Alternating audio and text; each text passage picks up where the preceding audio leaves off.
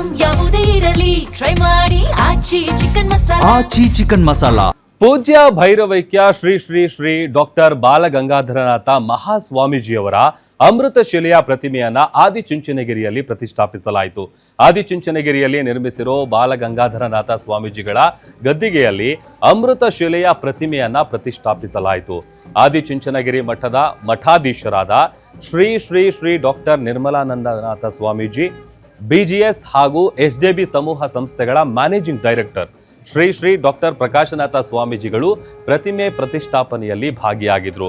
ಈ ವೇಳೆ ದಿವಂಗತ ಬಾಲಗಂಗಾಧರ ಸ್ವಾಮೀಜಿಯ ಅಮೃತ ಶಿಲೆಯ ಪ್ರತಿಮೆಗೆ ವಿಶೇಷವಾದಂಥ ಪೂಜೆಯನ್ನ ಮಾಡಿ ಪ್ರತಿಷ್ಠಾಪನೆ ಮಾಡಲಾಯಿತು. ಇನ್ನು ಪ್ರಧಾನಿ ನರೇಂದ್ರ ಮೋದಿ ಇದೇ ಏಪ್ರಿಲ್ 15 ಬುಧವಾರ ಮಂಡ್ಯ ಜಿಲ್ಲೆಯ ನಾಗಮಂಗಲ ತಾಲೂಕಿನಲ್ಲಿರುವಂತಹ ಆದಿಚುಂಚನಗಿರಿ ಮಠಕ್ಕೆ ಭೇಟಿ ನೀಡಲಿದ್ದಾರೆ. ಈ ಭೇಟಿಯ ವೇಳೆ ಅವರು ದಿವಂಗತ ಬಾಲಗಂಗಾಧರನಾಥ ಸ್ವಾಮೀಜಿ ಅವರ ನೂತನವಾಗಿ ನಿರ್ಮಿಸಲಾದ ಗದ್ದಿಗೆ ಅಂದ್ರೆ ಶ್ರೀ ಗುರು ಭೈರವೈಕ್ಯ ಮಂದಿರವನ್ನ ಪ್ರಧಾನಿ ಮೋದಿ ಅವರು ಉದ್ಘಾಟಿಸಲಿದ್ದಾರೆ.